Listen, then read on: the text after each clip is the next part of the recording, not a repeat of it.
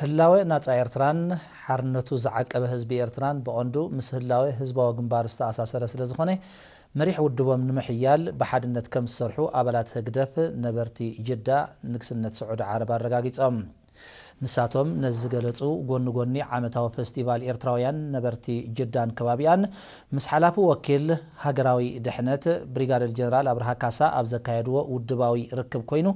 ማሕበረኮማት ህዝብን ብግቡእ ብምጥርናፍ ብጉጅለታት ተወዲበን ንጡፍ ስራሓት የካይዳ ከም ዘለዋ ብምግላጽ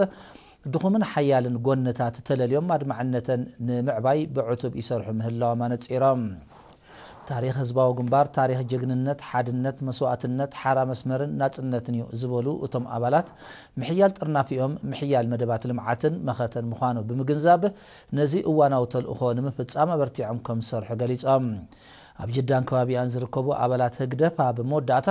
ምእንቲ ህላዊ ሃገሮምን ምውሓስ ልኡላውነቶምን ኩሉ ካብኦም ዝሕተት ከማልኡ ድልዋት ምዃኖም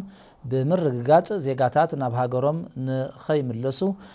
ዝንዛሕ ዘሎ ሓሶት ቁልጡፍ ምላሽ ክወሃቦ ኣብ ወፃእ ዝነብሩ ማሕበረኮማት ምስ ሓቀኛ ምስሊ ሃገሮም ዘላሊ መደባት ክወሃቦም ዕደላ መሬት ክቀላጠፍ ኣብ ምምሕዳራት ዝርአ ሕፅረታት ክእለ ዝብሉን ካልኦትን ርእይቶታት ተቕሪቦም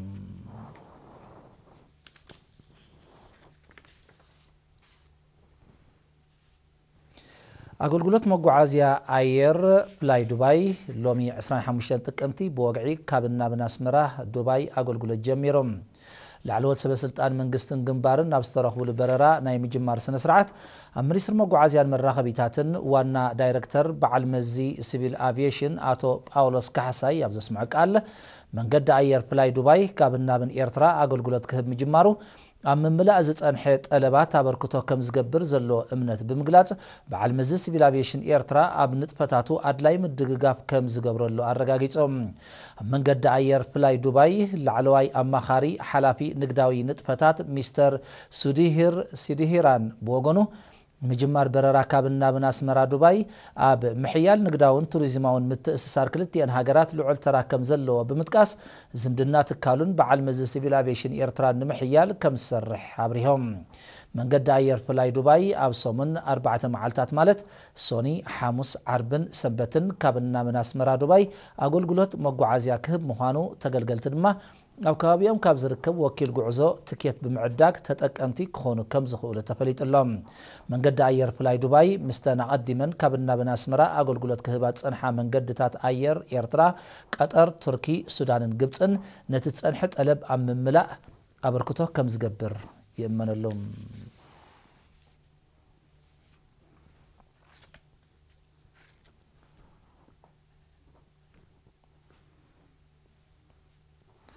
ፖሊስ ኤርትራ ፖሊስ ስልጠና ምርመራ ገበን ክህቦም ዝጸንሐ 33 ኣባላቱ ብ23 ጥቅምቲ ተመሪዖም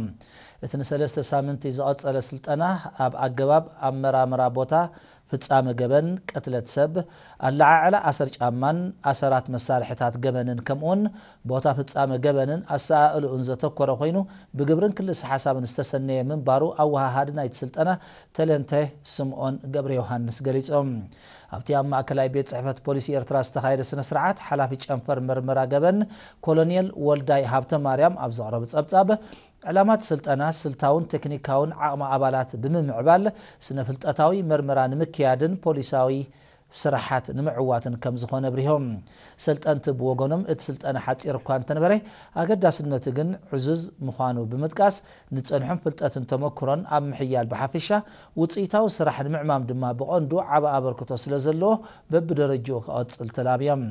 ኣዛዚ ፖሊስ ኤርትራ ኮሎኔል መሓር ጸጋይ ንሰልጠንቲ ወረቐት ምስክር ድሕሪ ምዕዳል ኣብ ዝሃቦ ናይ ስራሕ መምርሒ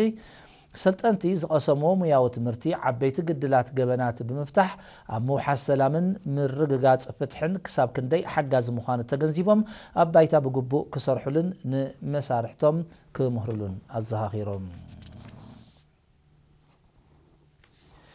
ኣብ ንዞባ ሓጋዝ እትርከብ መደበር ጥዕና ዳዕሮታይ ንቕሓቶምን ኣፍልጦኦምን ኣብ ዘመናዊ ሕክምና ክብ ብምባል ጥዕኖም ኣብ ምውሓስ ዕዙዝ ኣበርክቶ ትገብር ከም ዘላ ንዝያዳ ምዕባልኣ ድማ ካብኦም ዝሕተት ከማልኡ ድልዋት ምህላዎም ነበርቲ ገሊጾም نساتهم نيرينا بزهب وحبريته هبتتك أمنت تكال تعنات صنحهم مرداتا درت من بارو بمتكاس بزقبر اللهم زلو قوسقواساتن أستمهروتاتن جن إن عبي متسأخم زل حبيرم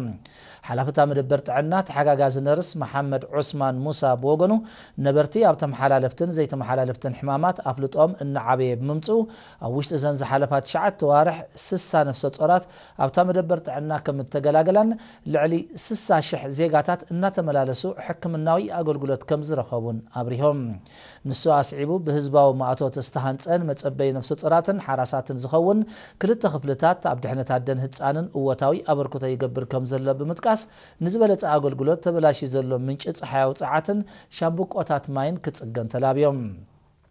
مدبرت عنا دعروتاي ننبرتي عاد شدلي عاد فاكاي عاد سليم عاد كفار مناه عاد قربانن أبت خبابي زركبه كالوت عدتاتن أقول قلتهم سبت أقات ولادو من محدار كباب كتموليع أنو الزبا قال نفعي سسان حموشتن شحن شدشتن مئتن نعفا بمووطا أن سمانيان كلتن سدرا سواءات بحاجة زابر كيتم بعسران سلستان تك أمتي أبيت صحفت من محدار كبابي أبستخايد سنسرعات محدار نوزبا قال نفعي آتو هابتا قبر مريم محبحب سدرا سواءات حلافنة هزبن منقست المخان الطقيسو سبت أقات ولادو كتمولي عزو وصدو وتبقسو كينا زهبهم نيحلن عقبت أبسماتات نزلهم آخورات زنت المخان قليتهم تتقوع من يسرعيون سبعو دحنتن أبتنو الزباء آتو قرماي فتوي بقيدو وتم زيقاتات من باي سدرا سواءات زيقنتاو قديتا مخانو ترديهم نزقبر وابركتو بمسقان كالو زيقاتات ون كسعبوا الزخاخيرهم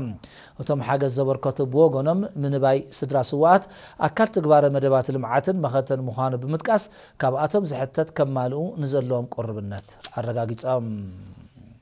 حاجز استقبر لهم سدرا سماعات بوغنم منقستن هزبن نزقبر لهم قصال دغف بمسغان تولادو كتمولع زوسدو وتبقسو مرأيا نايتي انتنا تورارسه زمت زلو ناي متحققاز بحالي كم زخونه ابريهم